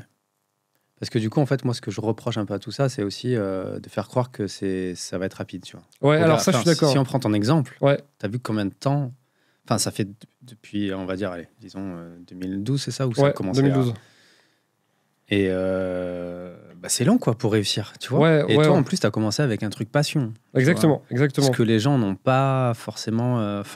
déjà, essayer de trouver un truc que t'aimes, quoi. Ouais, exactement. Tu l'as partagé avec le cœur et tu vois, t'en parles encore, tu écris encore, c'est ce que je te dis, c'est que effectivement parfois je regrette qu'on vende quelque chose de très fantasmé, romancé, de très bling parfois effectivement, où il y a la villa à Dubaï, il y a les voitures de sport, les montres, etc. Mais moi je suis dans la mode, donc c'est une industrie quand même avec beaucoup d'images et je sais à quel point c'est facile de fabriquer une image qui ne correspond pas à la réalité, tu vois. Et pour avoir quelques amis infopreneurs, souvent c'est beaucoup de location plus que de patrimoine, on va dire. Mais voilà, il y a un moment, il faut faire rêver les gens, et je pense que les gens rêvent de moins en moins de grosses villas et de grosses voitures. Donc, Donc voilà, il y avait ce côté, ce marketing très premier degré qui est quand même en train d'être passé de mode. Franchement, moi, je m'inquiète encore un petit peu quand même pour les jeunes. Tu vois. Ouais. Oui, ouais. Me dire que Ouais. je pense que ça va être simple. Enfin, le pire, c'est de croire que les réussites ou les rêves des autres, ça peut être les tiens, en fait. Ce qui n'est pas le cas, tu vois. Non, effectivement. Disons, toi, tu vas vendre une formation pour faire un business dans le textile, etc. Ou pour créer une marque de vêtements, mais en fait, je vais me calquer sur toi, mais en fait, toi, c'est ton expertise, c'est tes rêves, c'est ta passion, tu vois. Ouais. Ça va pas être les miens. Exactement. Tu vois. Oui, puis je pense que... Mais c'est toujours ce truc de... Teste ce truc, ne serait-ce que pour te rendre compte que t'es pas fait pour ça ou que tu veux pas ça. Tu vois, mais effectivement, oui, il y a clairement des dérives, justement, sur la hustle culture, sur le fait que si tu n'arrives pas à te fixer d'objectifs, à te motiver, t'es une merde. Sur le fait qu'un vrai entrepreneur, c'est quelqu'un qui ne lâche pas, qui ne quitte pas. Donc si jamais tu as des moments de doute ou que tu as envie de tout abandonner, tu es un nul, tu es quelqu'un qui n'a pas assez de mental. Effectivement, ça, c'est des dérives qui sont quand même hyper dangereuses. Et toi, tu l'as eu dans ton parcours entrepreneurial, te dire il faut grind à fond, il faut... On avance, on monte pas nos émotions. Enfin, c'est pas qu'on monte pas nos émotions, mais vas-y, J'avais ce côté où il faut y aller, quoi. Faut être engagé, faut être impliqué. Et surtout qu'en plus, moi, comme je vous connais depuis longtemps, c'est vrai qu'il y a, tu vois, ce truc un peu bonne gueule, vos photos, etc. C'est très sérieux, c'est la stature. Enfin, je sais pas, ça renvoyait quand même une image très sérieuse, tu vois. Les mecs, ils sont pas là pour déconner, tu vois. Moi, c'est ma perception, tu vois. C'était le truc de Geoffrey, qui avait vraiment ce drive et qui a infusé sur toute la boîte, finalement. Qui avait vraiment ce côté grind, effectivement. Mais voilà, moi, pour le coup, la hustle culture, je trouve qu'elle a vraiment pas fait elle a vraiment pas fait du bien. Là-dessus. Et mais il y en a encore maintenant. Alors oui, bien sûr. Alex Hormozy, je sais pas si tu vois c'est qui. Ouais, bien sûr, oui, je vois très bien. Tu Elon Musk. Bon, là, c'est des exemples un peu. Mais Elon Musk, justement, qui est à moitié en dépression. Tu crois ? Je sais pas. Bien sûr, il fait une thérapie à la kétamine. Donc, je savais pas. Ouais. Justement, il y a eu un sujet avec ses investisseurs où je sais plus, où il avait prouvé en disant mais c'est à usage médical, donc laissez-moi ça, quoi. De toute façon, à Silicon Valley, ils sont tous sous kétamine. Donc, c'est pas facile. Mais Alex Hormozy, c'est l'archétype c'est chaud, là. De la seule culture. C'était quoi qui disait c'était comment être pauvre commence demain. Ouais. Tu vois, c'était plein de trucs comme ça, mais... Et moi, le pire, c'est que je l'aime bien. Ouais, moi aussi, je l'aime bien, ce mec. Tu vois, j'adore tout ce qu'il dit, mais en même temps, je me demande à quel point ça va créer des gens en burn-out, tu vois. Alors, je trouve qu'il y a du bon à prendre chez lui, notamment clairement. Cette énergie entrepreneuriale, cette envie de construire. Et je l'aime bien parce qu'il est très généreux dans son contenu. Clairement. Voilà, et moi, pour le coup, je valorise beaucoup ça. Oui, parfois, il a ses punchlines à l'américaine ou de la hustle culture, mais et d'un côté il provide beaucoup. Voilà, donc pour moi il est un peu excusé, mais et je pense qu'en vrai, mais parfois dans des moments de difficulté, ça te fait aussi du bien de lire ou d'écouter des gens comme ça qui te donnent beaucoup d'énergie, qui te disent allez, tu peux y arriver, tu vois. Non, c'est vrai. Tu vas arriver, c'est pas facile, mais t'as l'énergie, tu vas surmonter, ça fait aussi du bien. Ouais, t'as raison. Et toi, t'es pas trop présent finalement sur les réseaux. Non, sur LinkedIn, Instagram, LinkedIn, tout ça, tu te protèges un peu de tout ça, tu sais. Alors j'aime bien Instagram, pour le coup. Je trouve qu'il y avait des fois, je m'étais amusé à faire quelques stories de contenu. Il y a vraiment des choses très sympas à faire, mais ça prend quand même pas mal de... Surtout pour le vêtement, c'est ouf. Ouais, ça prend pas mal de temps. Donc je suis quelqu'un qui aime bien Instagram, parce que j'ai découvert plein de petites marques. Enfin, vraiment, je pense que ça peut être... on peut faire plein de belles choses. Et LinkedIn... je me dis qu'en vrai, parfois, parce que j'ai des choses à partager qui ne concernent pas forcément le vêtement, et des fois, j'aimerais je me dis que LinkedIn pourrait être une bonne plateforme pour le faire. Mais voilà, en ce moment, vu que c'est quand même assez... il y a beaucoup de difficultés à gérer en ce moment. Comme quoi, du coup concernant Bonne Gueule, tu vois, concernant la situation, retrouver de la rentabilité, etc. Je me préserve aussi beaucoup, et donc je choisis mes combats. Et clairement, pour le moment, LinkedIn n'est pas mon combat. Ouais. Mais en vrai, un jour, quand on aura passé cette période-là, j'aimerais beaucoup partager ça pour aider plein d'autres entrepreneurs, d'expliquer, on s'est retrouvé face à ce problème-là, voilà comment on l'a surmonté, voilà comment on ne l'a pas surmonté, donc voilà comment on a avancé malgré tout. C'est vraiment enfin, j'aimerais partager ça. Parce que si ça peut aider... Tu vois, j'avais commencé à écrire un article sur l'association. Enfin, parce que l'association, comment, avec Geoffrey, on s'était associés. Enfin, comment je vois ça? Quels conseils je peux donner? J'ai un beau brouillon d'ailleurs, je crois. Je dois avoir au moins 2000-2500 mots. Il faudrait que je le termine un jour. Et pour moi, effectivement, ça pourrait être quelque chose que je pourrais partager sur LinkedIn.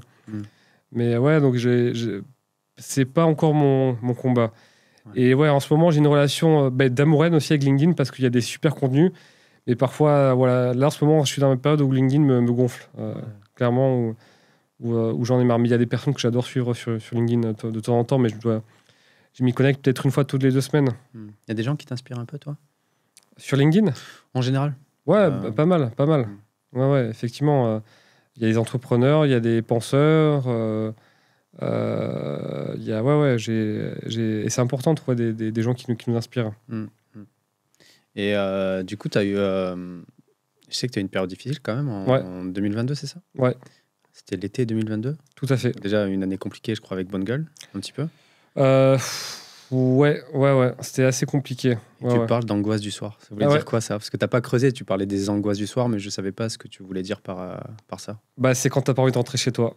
Parce que tu vas être chez toi tout seul et tu vas avoir ce truc qui va te prendre où tu vas dire... où tu as du mal à te détendre, tu as du mal à te relaxer, tu as des trucs qui tournent en boucle dans ta tête, tu as ton cerveau qui n'arrive pas à se reposer, qui n'arrive pas à se calmer, tu te dis comment je vais faire, mais comment je vais faire. Tu as de la douleur en fait, tu vois. Et tu arrives à un point où tu te dis mais j'ai pas envie d'entrer chez moi. Ouais. Parce que j'ai pas envie d'être tout seul chez moi. Parce que c'était par rapport à quoi? À tout en fait, boulot, que ce soit aussi même ta santé, ton pacemaker qui s'est cassé, ça on l'a pas dit. Ouais, boulot, ouais. Puis bon, il y avait d'autres sujets encore plus personnels, mais ouais, effectivement, il y avait tout. Il y avait tout. Il y avait le pro, le perso, il y avait quand même pas mal d'obstacles. Ça a été très très difficile à ce moment-là. Enfin, vraiment ça. Heureusement pour moi, ça n'a pas duré longtemps. Je dirais que ça a duré peut-être 1 semaine, 2 semaines, mais je pense j'ai touché du doigt ce que c'est que pour des gens qui ont des dépressions très lourdes, vraiment, qui n'arrivent pas à se lever, qui pensent qu'ils n'ont pas de perspective.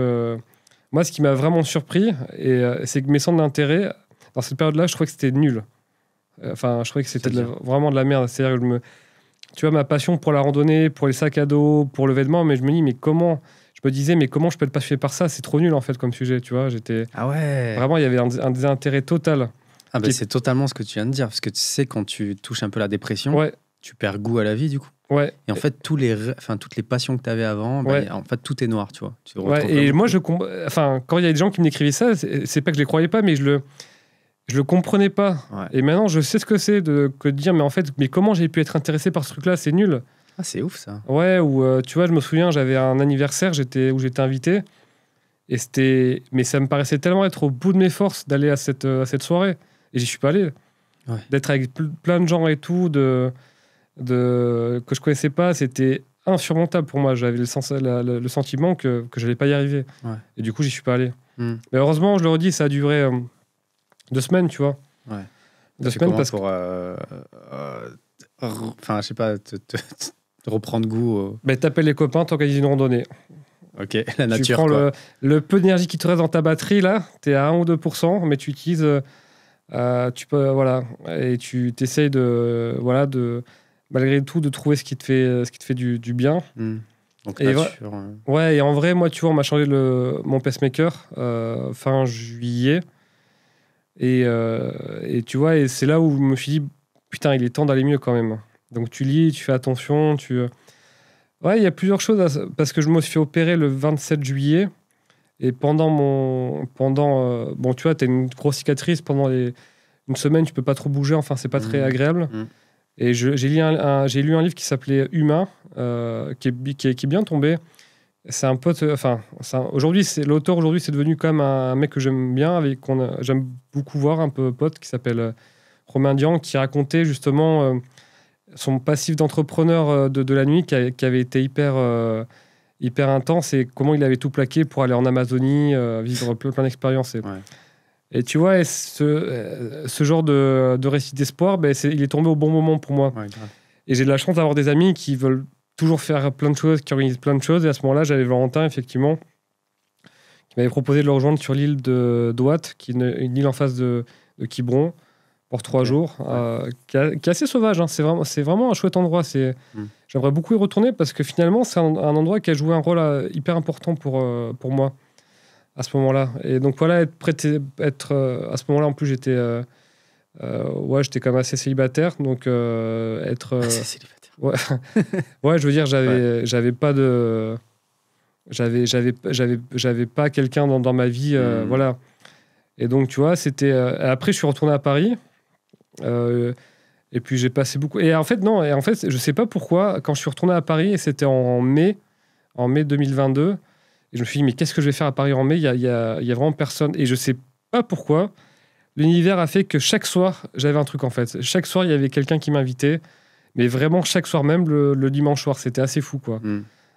Donc, chaque soir, j'ai passé mon temps avec plein de gens et ça m'a fait beaucoup de bien. Ouais. Mais ouais, ces 2 semaines en juillet, où c'était vraiment... Maintenant, et ça m'a vraiment amélioré mon empathie pour des gens qui traversent des périodes très, très mal, tu vois. Enfin, très, très dures. Ouais. Vraiment, j'avais une amie qui est en dépression depuis 20 ans. Enfin, une amie que je vois d'ailleurs plus trop. Voilà, on s'est connus quand on était lycéens et je ne comprenais pas pourquoi c'était si dur pour elle de faire quelque chose, tu vois. Même marcher 1 kilomètre pour elle, c'était insurmontable. Et maintenant, depuis cette période-là, je comprends mieux. Tu vois, j'ai vraiment plus d'empathie pour des gens qui n'ont plus goût à rien, qui pensent qu'ils ne vont pas y arriver, qui pensent qu'il n'y a plus de perspective, que leur vie ne va jamais être...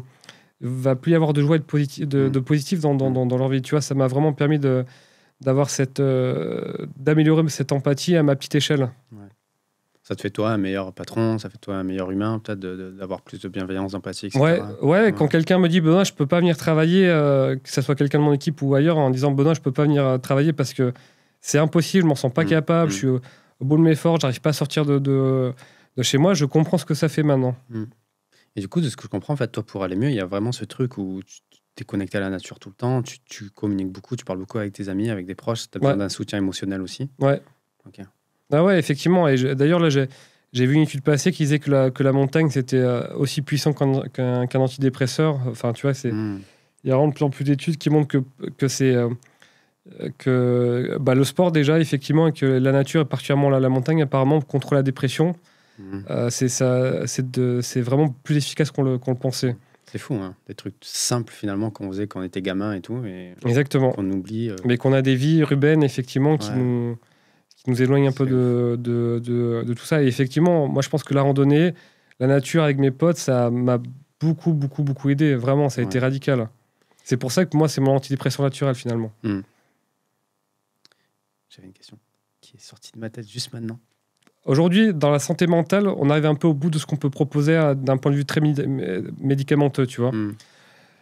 On s'aperçoit qu'à part conseiller des antidépresseurs, des anxiolytiques ou des anti-anxiolytiques, on arrive un peu au bout de ce que la science peut proposer en termes de médicaments.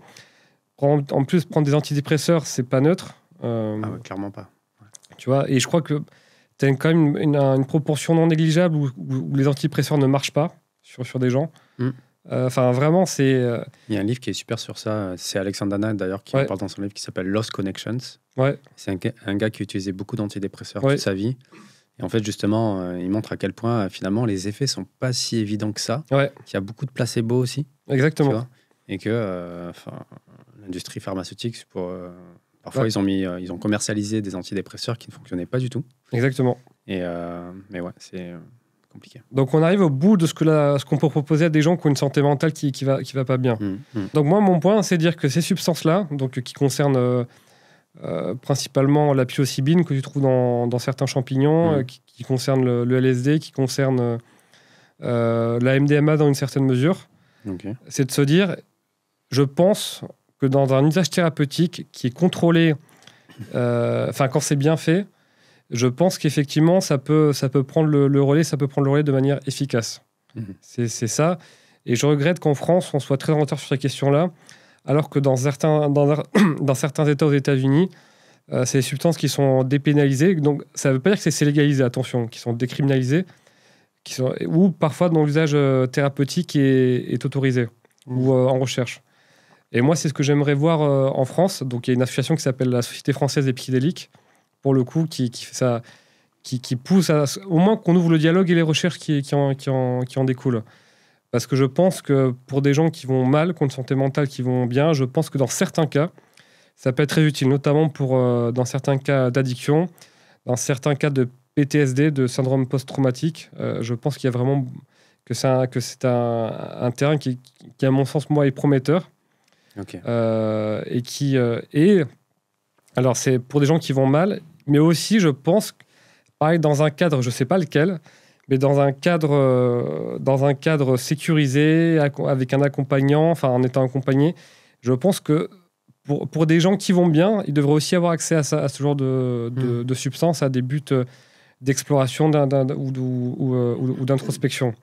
Mais je le rappelle, leur usage en France est totalement illégal, interdit.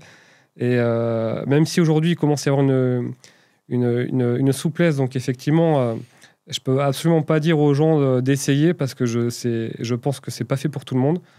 Voilà, mais effectivement, je regrette quand même que la France soit extrêmement en retard sur ces sujets-là. Okay.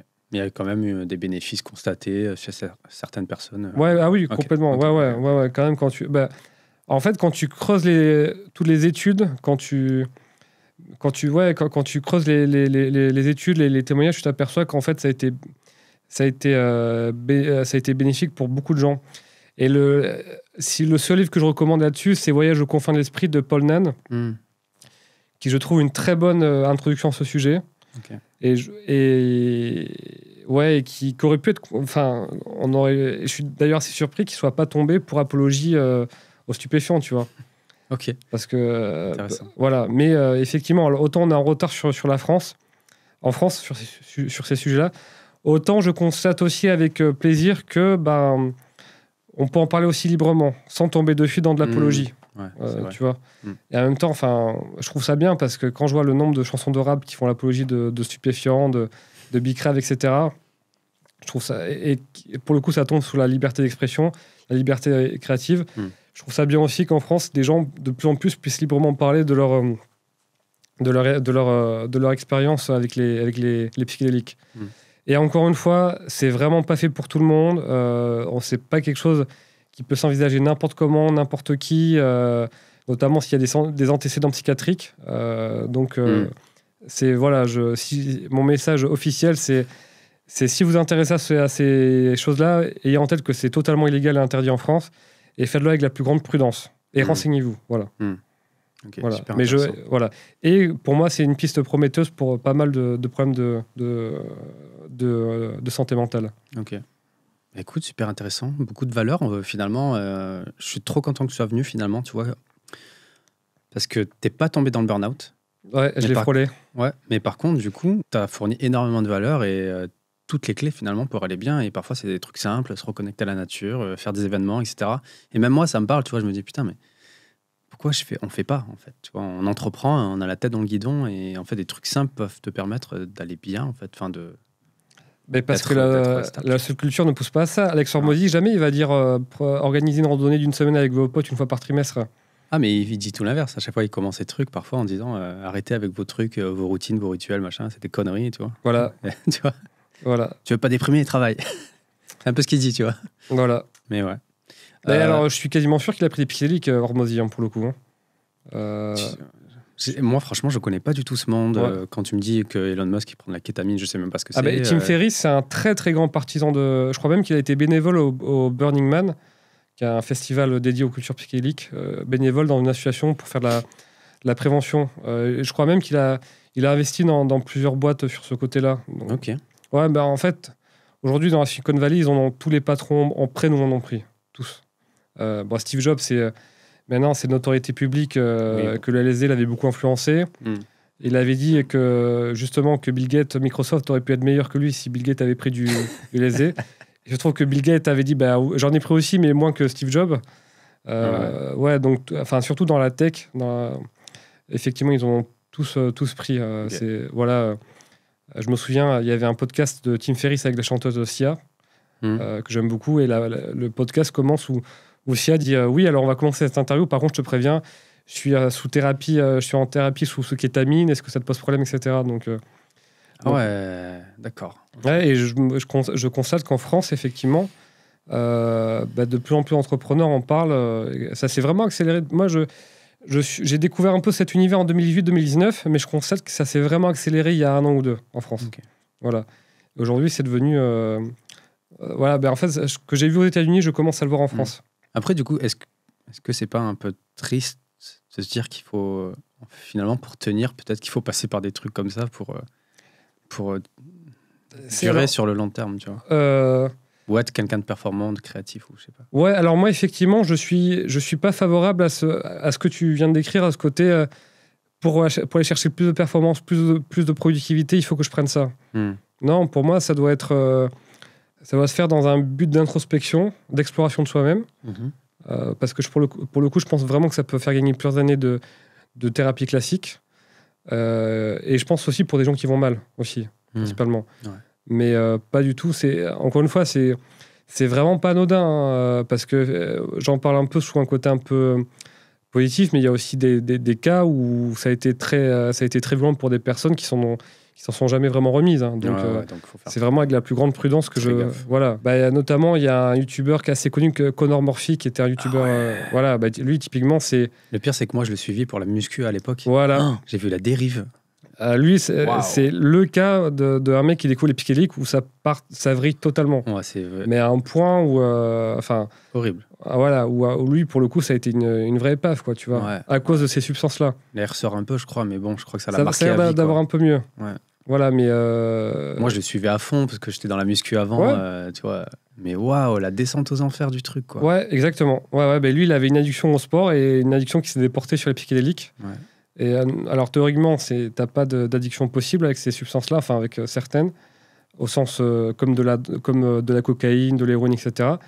Mais pour le coup, lui, je pense qu'il a été très mal, voire pas du tout accompagné, qu'il a manqué d'humilité face à la substance, et ça a donné ce mec qui a eu un moment qui était complètement dépravé, hein, vraiment à des points. Il allait très très loin dans la déchéance. Ah, c'était chaud. Hein. Il y a Aline Dessine, qui est une youtubeuse, qui avait fait qui a fait une très bonne vidéo sur lui. Allez voir. 3/4 d'heure.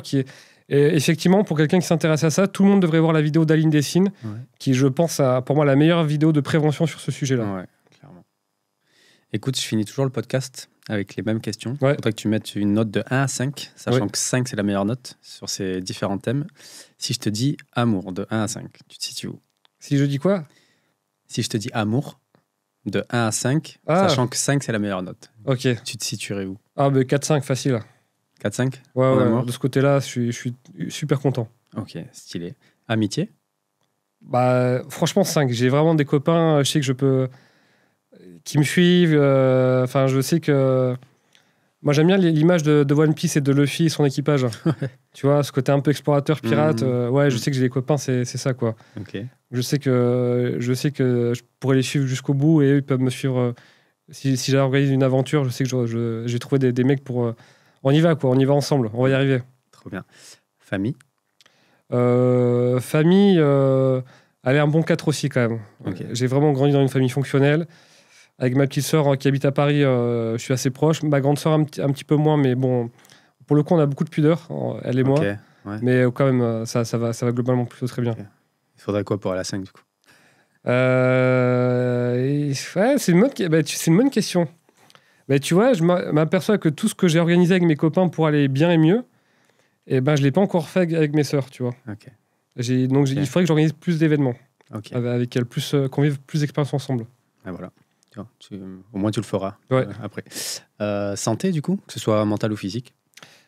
Santé physique, je dirais un bon 4. Ok. Ouais, parce que en randonnée, ça va, tu vois, je suis pas du tout en souffrance. Je vais à la salle et tout. J'ai jamais autant soulevé lourd. Enfin, tu vois, je suis plutôt content, sans être trop gras en plus. Soulever lourd, quand tu dis soulever lourd, c'est-à-dire bench ou c'est-à-dire squat? Au bench, là, c'est pour un peu plus technique, mais là, lundi, j'ai passé 4 reps à 36 kg dans chaque main en haltère au développé couché incliné. Ok. Donc, c'est pas mal. à 36 ans, je me dis ça va quand même. Non, c'est bien. Ouais. À 36 ans, je suis plutôt content. Voilà. Donc, santé physique, 4. Ok. Il y a quand même une petite fatigue de fond qui s'est installée. Ok. Avec tout ce qui nous est arrivé. Mais bon, pour le coup, en mai-juin, je prévois pas mal de trucs pour me ressourcer.